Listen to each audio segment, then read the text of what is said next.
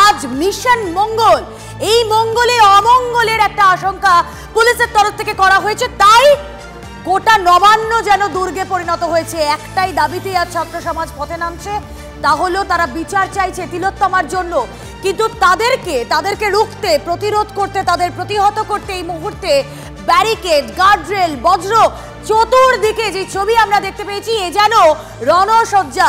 UEM Jaipur is a perfect target for prospective students aspiring for good jobs, good education with future-ready skills. ছবি দেখুন আপনারা, ছবিতে স্পষ্ট হবে যে সত্যি কোথায় কোথায় কেমন রণসজ্জা। নিশ্চিদ্র নিরাপত্তা, রাস্তায় নেমেছেন তাবর অফিসাররা। নবান্ন অভিযানে নিশ্চিদ্র নিরাপত্তার ছবি আপনাদের সামনে তুলে ধরছেন আমাদের প্রতিনিধিরা। কলকাতা এবং হাওড়ার একাধিক জায়গা পুলিশে ছয়লাভ, সেই ছবি আপনারা দেখছেন।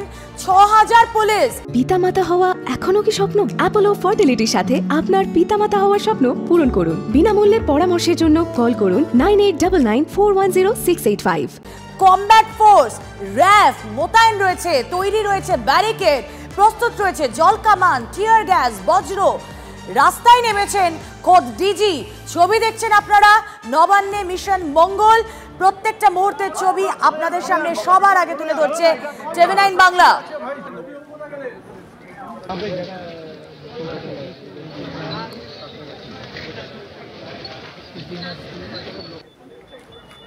যেই পয়েন্টগুলো এই মুহূর্তে আমাদের নজরে রাখতে হবে, তার মধ্যে অবশ্যই, অতি অবশ্যই হাওড়া ব্রিজ রয়েছে সাঁতরাগাছি রয়েছে, কাজীপাড়া, কলেজ স্কোয়ার।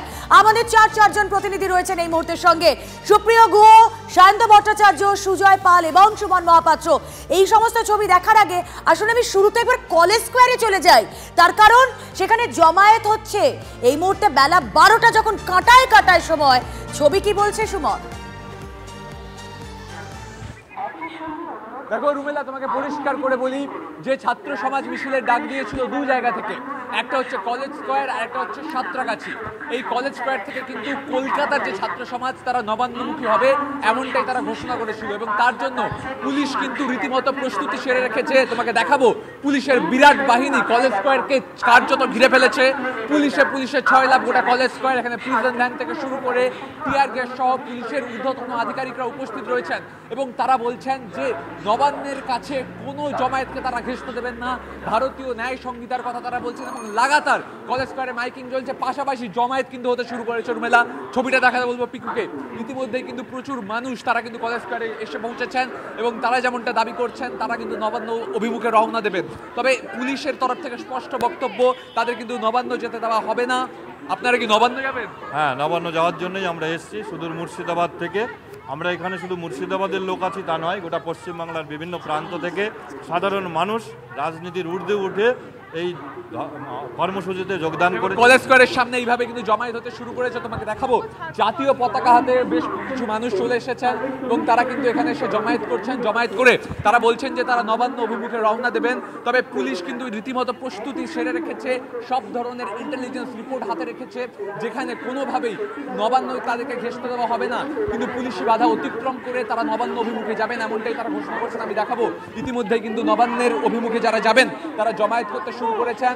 যদিও ছাত্র সমাজের যে প্রতিনিধিরা বারবার প্রেস কনফারেন্স করছিলেন তাদের কাউকে এখনো দেখা যাচ্ছে না, কিন্তু বেশ কয়েকজন সমর্থক যারা এই আন্দোলনের পক্ষে, যারা বলছেন যে তারা দাবি করবেন মুখ্যমন্ত্রী, অর্থাৎ আন্দোলনের সমর্থকরা এই মুহূর্তে ভিড় করেছেন কলেজ স্কোয়ারে।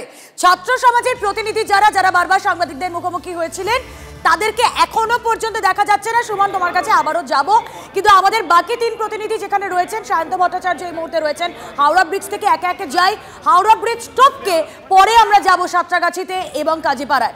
তার আগে সায়ন্ত, হাওড়া ব্রিজের ছবিটা। একদমই, দেখো হাওড়া ব্রিজ কিন্তু দুর্গে পরিণত হয়েছে, এবং সেই দুর্গের ছবিটা আমরা ক্যামেরা পার্সন কুণালকে বলবো দেখানোর জন্য। ত্রিস্তরীয় নিরাপত্তা, অর্থাৎ ত্রিস্তরীয় ব্যারিকেড, তার পেছনে আছে দ্বিস্তরীয় ব্যারিকেড। অর্থাৎ সব দিক থেকে এই হাওড়া ব্রিজকে নিশ্চিদ্র দুর্গে পরিণত করেছে কলকাতা পুলিশ। শুধু এইখানেই শেষ নয়, কলকাতা পুলিশের প্রায় প্রত্যেকটি সেকশনের পুলিশ কর্মীরা কিন্তু এই হাওড়া ব্রিজেরই ওপরে উপস্থিত, যাতে কলকাতা থেকে কোনো মিছিল এই হাওড়া ব্রিজের দিক থেকে ফোরশোর রোড হয়ে নবান্নে না পৌঁছতে পারে। শুধু কলকাতা পুলিশের কর্মীরা বললে ভুল হবে, উইনার্স রয়েছে, হাওড়া কমিশনারেটের বেশ কিছু পুলিশ কর্মীকেও এইখানে নিয়ে আসা হয়েছে। অর্থাৎ একের পর এক ব্যবস্থা রাখা হয়েছে কলকাতা পুলিশের তরফে। ব্যারিকেড, তারপরে দ্বিস্তরীয় ব্যারিকেড, তারপরে রয়েছে জলকামান এবং তারপরে রয়েছে দমকলের গাড়ি। অর্থাৎ সব দিক থেকে ব্যবস্থা রাখা হয়েছে কলকাতা পুলিশের তরফে। এইখানে যারা পুলিশের আধিকারিক যারা জানিয়েছেন যে মূলত ব্যারিকেড ভাঙার চেষ্টা করলেও তা নিষ্ফল হবেন যারা আন্দোলনকারী, কারণ ঝালাই করে দেওয়া হয়েছে ব্যারিকেডগুলি। পাঁচিল সমান ব্যারিকেড, তারপরে হচ্ছে তারপরে আরেকটি তার নিচের ধাপ আরেকটি ব্যারিকেড, আর তারপরে কিন্তু ঝালাই করে দেওয়া ব্যারিকেড। অর্থাৎ এই ধরনের আটো ব্যবস্থা রাখা হয়েছে কলকাতা পুলিশের তরফে। এবং তুমি দেখতে পাচ্ছ সেই ছবি যে গোটা হাওড়া ব্রিজ কিন্তু এখন সাদা উর্দিধারীদের কবলে, এবং যাতে এইখান থেকে কেউ না প্রবেশ করতে পারে হাওড়া স্টেশনের দিকে।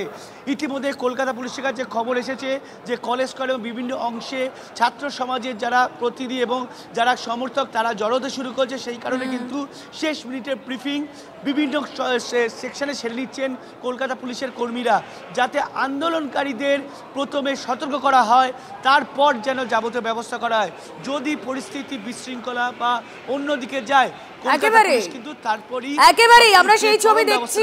আকাশে যেখানে ড্রোনের নজরদারি চলবে, মাটিতে রয়েছে পুলিশি প্রহরা এবং ব্যারিকেড চতুর্দিকে।